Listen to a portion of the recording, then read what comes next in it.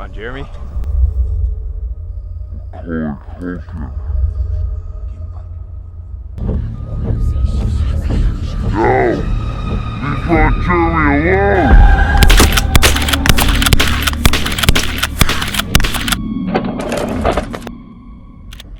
Ron Jeremy! Run! Ron Jeremy, you're free!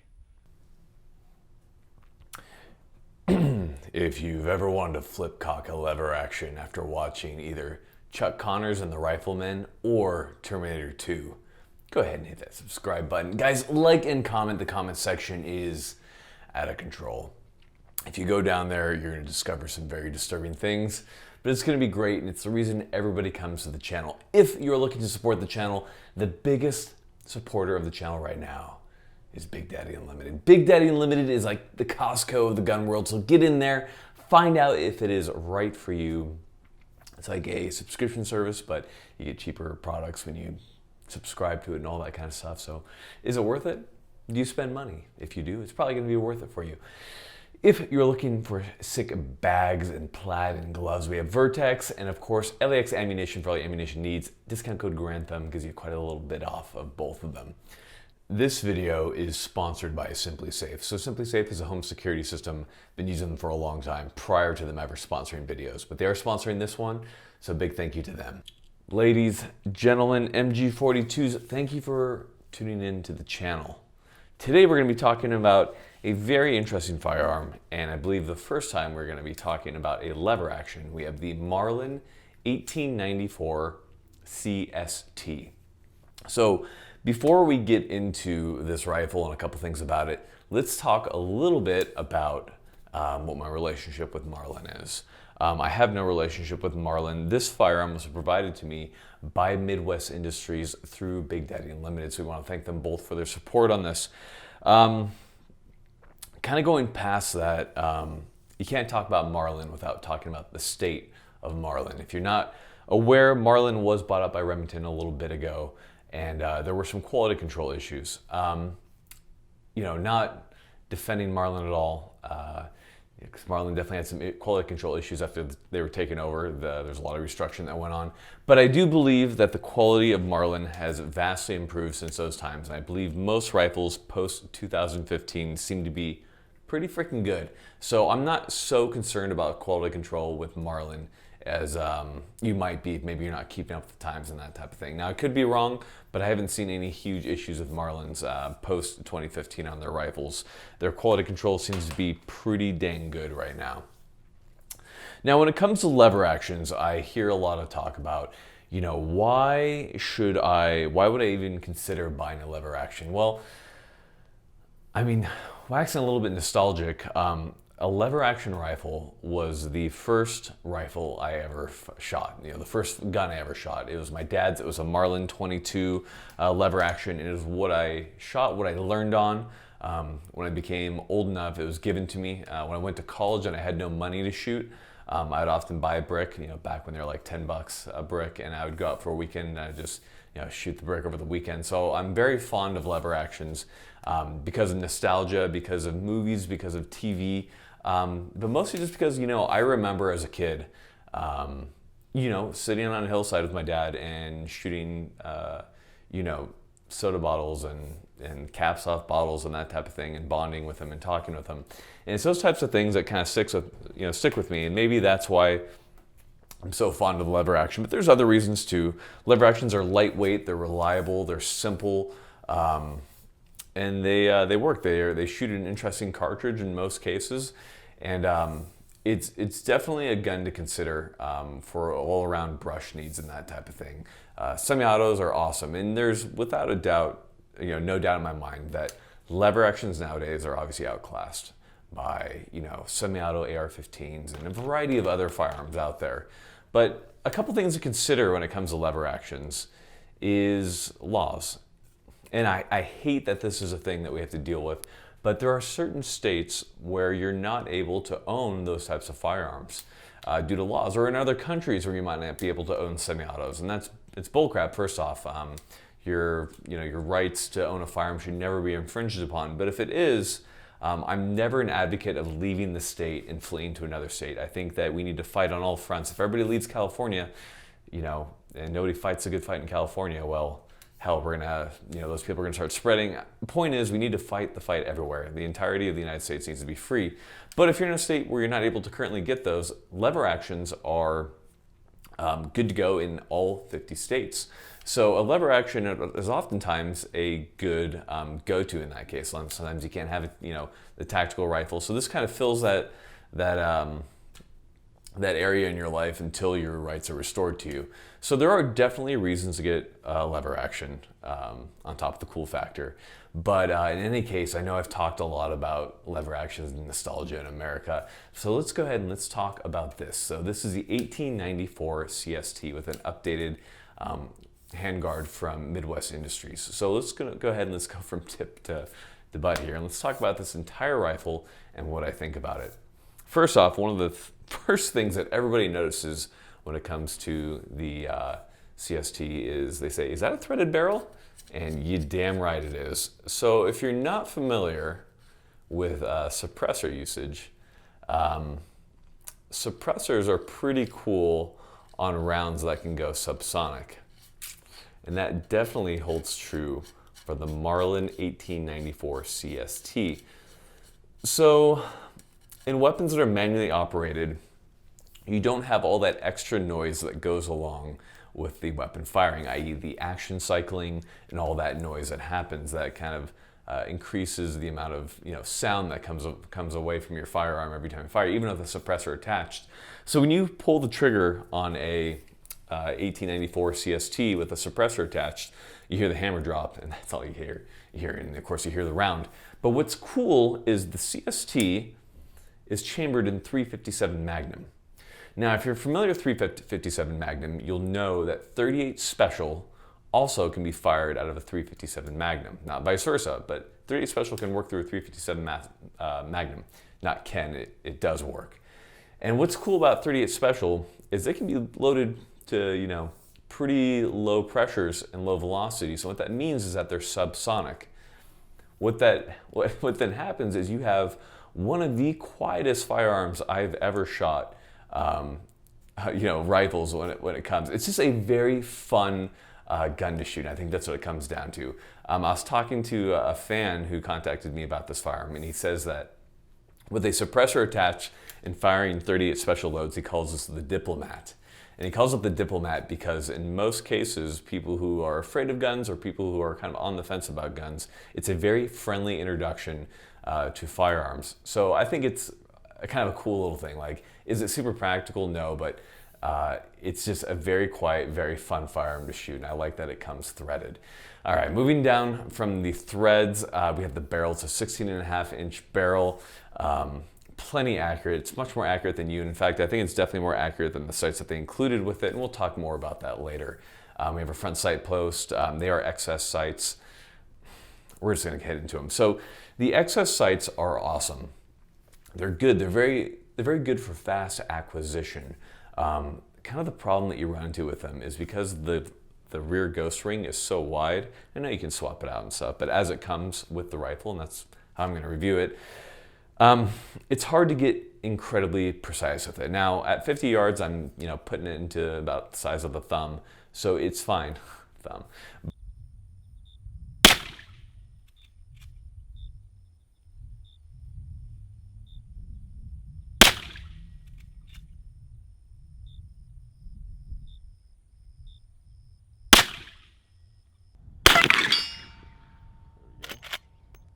But despite that, starting to push past that, it's not the most accurate thing. Now, it was made, for tracking targets on the move, like a hog or a deer or something like that, and firing for fast target acquisition.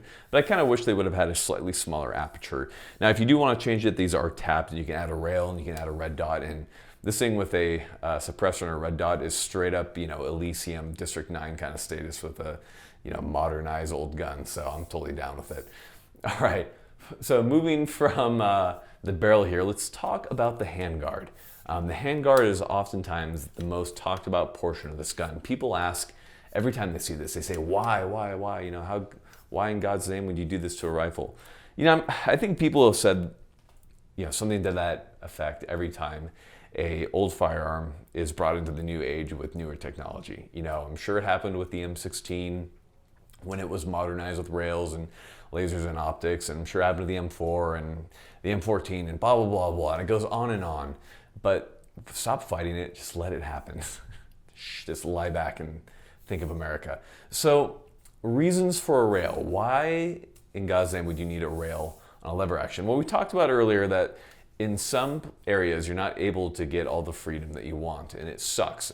But if that's the case, this has many applications. Now, on top of that, if you're going hog hunting and this is all you can use for whatever reason, or if this is what you elect to use, oftentimes a light can be a very good idea to spot game, or if you're using this for home defense, if you're in one of those states where you can't have anything else, you definitely want a way to, photonically heat those photons and see somebody.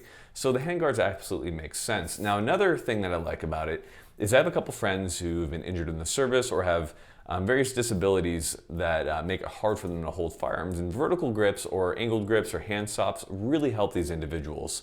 And if these individuals are in areas where they can only own these, or if they want a lever action, this is a really good option for them to be able to add a vertical hand stop or grip stop or whatever they need so that it works better for them. And I think that's a really good point.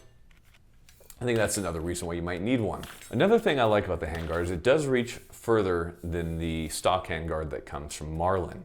So what that means is you can get up further on the gun. So for my long arm boys, you guys can reach your massive ungainly arms all the way up there, and for once in your life you can fit in with everybody.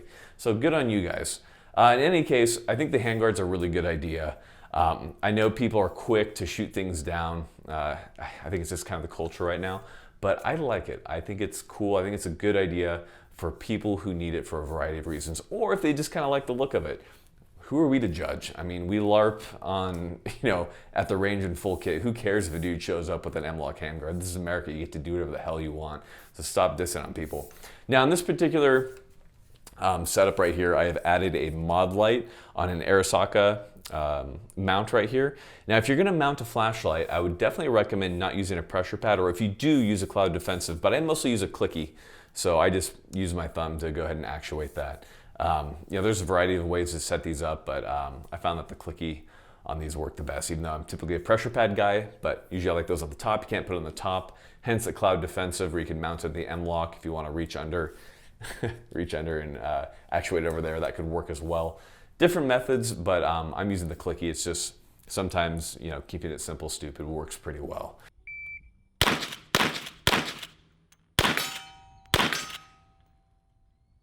Another element of home defense is home security.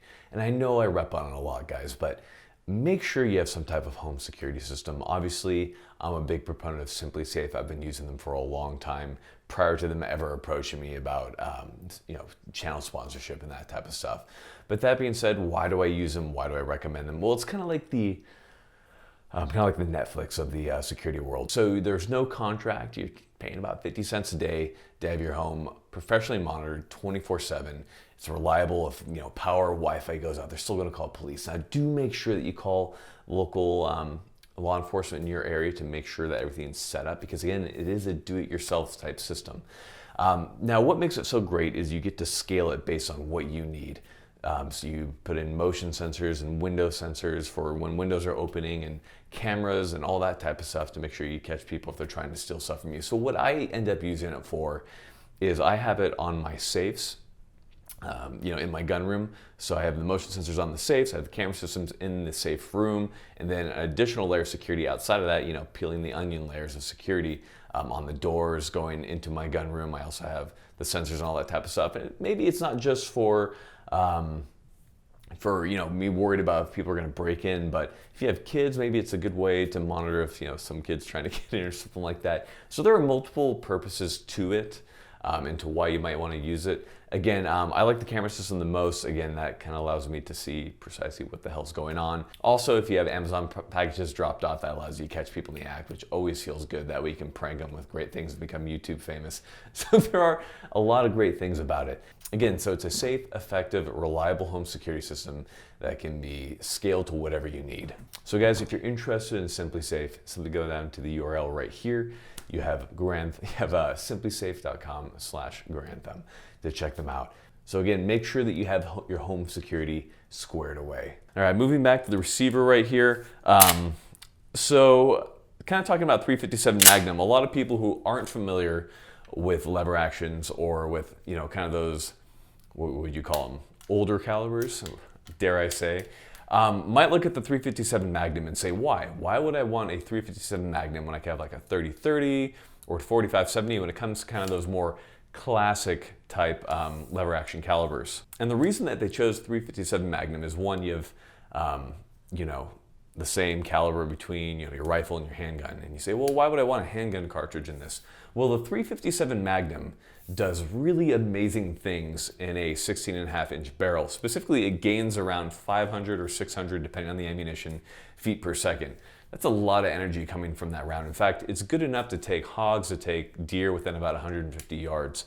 And for a lot of areas, that's about as far as you're going to be shooting. So these are definitely viable guns. Not to mention that this thing is 6.5 pounds. So it's fairly handy, and most of that weight is back on the receiver. So when it comes to bringing this weapon up and shooting it and bringing it onto target and carrying it around, it balances very well in your hand. So, I mean, and plus, you know, lever action, I mean, like, that's just classic right there. And as well, if you've never seen a 357 Magnum, you have no idea what it is, right here we have a 9mm, and then right here we have a 357 Magnum. So you can kind of see the difference between the two right there. There you are, just for you guys. Love you guys. Okay, going back to the receiver. If you're not familiar with the lever action, how it works, what happens is you load rounds in through the loading gate right here. So you pop one straight in. Oh no, it's a loaded gun. And then once you're ready to load the round into the chamber, you push the lever down and forward and then back up. That loads the weapon. So you have a safety right there on the side. So when you have the red, when the red is out, that's good to fire. That's a pretty classic Marlin. And when the other side is out, that's safe. It says safe. That's how you know. If you want to unload it, you simply then work the action again. You can pop your round out. So when you fire, as soon as you pop that out, you're going to eject the round, extract and eject, and then you're going to feed the next one when you drop it forward. The thing about manual actions is that they are very reliable. So if you know anything about history, when like the M1 Garand first came out, what's a Garand? People were very hesitant to go towards the Garand because there's a lot of tests and mud tests that show that the 1903, which was a bolt action rifle at the time, was more accurate, was more reliable in muddy conditions because you could just work through it. And it's the same with a lever action, you know. You're kind of in charge of your own destiny with this thing. And because of that, it's a very reliable weapon. As far as carrying it, you have a half cock position, full cock. So as far as the safety is concerned, if you're unsafe and you're on full cock and you drop, it goes to the half cock position. Realize it's, you know, it's not going to just stop the trigger. There's just a block right there. So let that be known. The rear sight is adjustable for windage and elevation. Not incredibly precise. I'm not a huge fan of this sight, to be honest. I'm probably going to end up adding a little red dot to this and just go full District 9 Elysium, maybe a Maul and a PEC 15 or something. But it's not the best. But it is definitely adequate for what it was designed for. It's kind of my only gripe with it.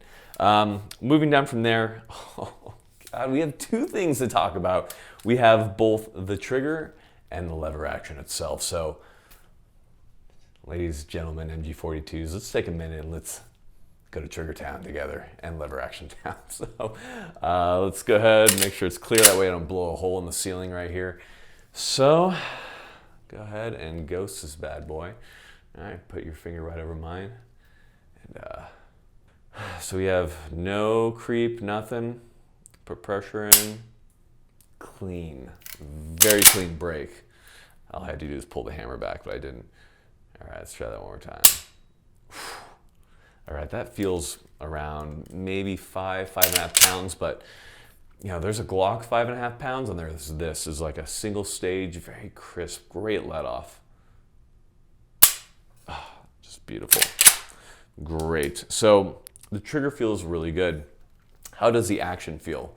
Well, I've had the pleasure of shooting a lot of different firearm actions, both from Henry to Marlin to Winchester. I own all those different lever actions because I love them. It's what I grew up on. So let's go ahead and feel this. I want to say you have that smooth unlock right there, where it pops out. You hit your first wall as you're actually operating the mechanism. It's very smooth. Coming back, you hit that little wall right there. Okay, right here is where you kind of hit that wall. So definitely coming back, just like many other lever actions where you start to get a little bit hung up. Also, this thing has around 500 rounds through it, and it was thrown in a creek, so maybe it could be that as well. I was very impressed with how smooth the Marlin felt when I first picked it up. It's one of the first things that a lot of people commented on. Now, is it as smooth as like a Winchester 1894 that was manufactured in 1901, has been used for, you know, 110 years? Nah, it's not, but it's pretty dang good coming out of the factory, so I can definitely appreciate that. All right. Now you guys are gonna bring it up, so we have the loading gate right here. So there are kind of two main kind of ways of loading lever actions right now. You have the Henry method, which is a kind of old school kind of 22 version where you pop off a little end cap, undo it, load rounds directly into the tube, screw the tube back on.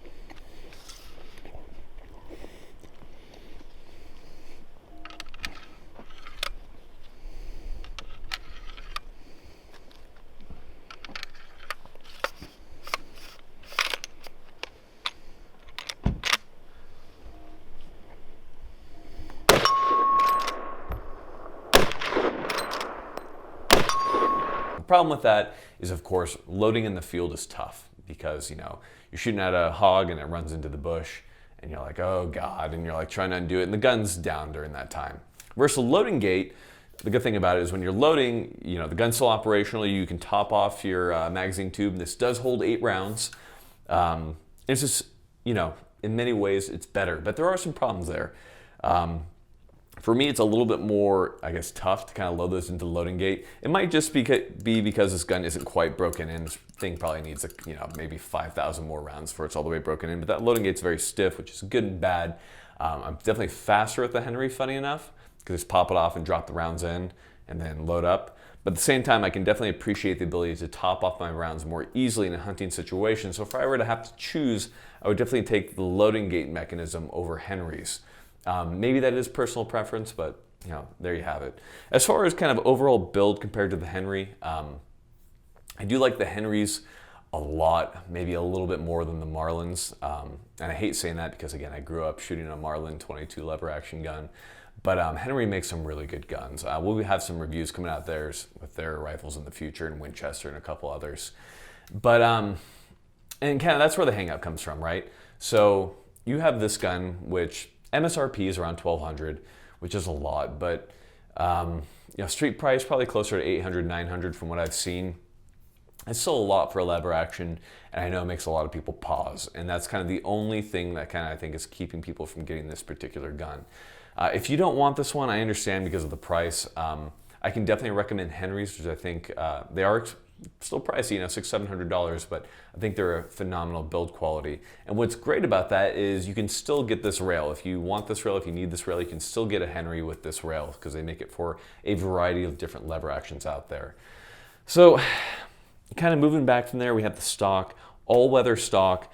This is, you know, weatherproofed, and it is very good in that respect. So they did a lot to make sure that this was like the ultimate kind of brush gun, game gun, and I definitely agree with that. They did a lot of great things. They have a very generous rubber recoil pad at the back here, which absorbs the literally zero recoil that comes out of the 357.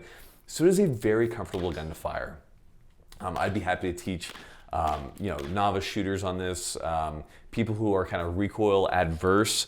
This would be a great gun to teach them on. It's a lot of nostalgia, and it's just a kind of a cool, friendly, non-threatening gun to teach them. I know you guys want to, you know, come out hard and immediately break out, you know, freaking belt fed and M240 and be like, this is your first gun you're gonna shoot. But people might not like that.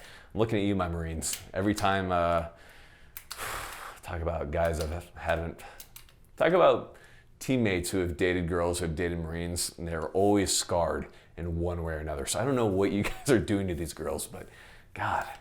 Anyhow, that was a quick aside. I like this firearm quite a bit. I really like the rail from Midwest Industries. I like everything about it. I think the price is a little hard to swallow, but besides that, a lot of good things going on here. And there's a lot of nostalgia, and we're kind of bringing the lever action into the 21st century, making lever actions great again. If you're not looking for something like this, you want something more old school, man, more power to you, and I get it. That's what I mostly own. But that being said, pretty cool. But like everything, gentlemen, looking cool will only get you so far. Make sure you get training, guys. Please get training. I've gotten a lot of great messages from guys who have gotten training and talked about how it's helped them. So get out there. Bear Solutions, Cogworks, Tony Cowden, Haley Strategic, maybe my dad, maybe not. We don't know. DNA tests are still ongoing. We have oh God, so many great dudes out there. Frank Proctor, Pat McNamara, he was just on Joe Rogan podcast. That was pretty sick. These are some great individuals who have some great knowledge. Get out there, learn from them. It's a great time too to connect with other dudes and instead of just shooting static. Like, I get it, you're shooting more rounds on your own and you're not shooting as much in a class, but at the same time, there's a lot of lessons learned that you can get out of that. So make sure you get out there. And yeah, I just wanted to thank you guys for watching. From the bottom of my heart, thank you for all the support you guys have done for me. It is a wild ride, and it's going to continue to be a wild ride. We have Thompson M2 carbines coming up, M240 Bravos. Stay tuned. As always, I got nothing else for you. All right, last thing for you guys, for those of you who stuck around to the very end, and that is go challenge yourselves. I've talked about it kind of in a roundabout way, but do something this next week from this video. I'm literally putting a deadline on you. 7 days from the minute you watch this video, do something that challenges you. Whether that be signing up for a race, like a Spartan race, whether that be challenging yourself to read a book. Do something that is outside your comfort zone. That's not weird. That's not weird, guys. Do something that's outside your comfort zone. Maybe take a dancing class. Maybe try the violin for a little bit. I don't know. Do something outside of what's the norm for you that's going to challenge you and see what happens. This whole thing is an experience, guys, and experiences are what matters. So get out there and get them. Thanks for watching, guys, and take care of yourselves.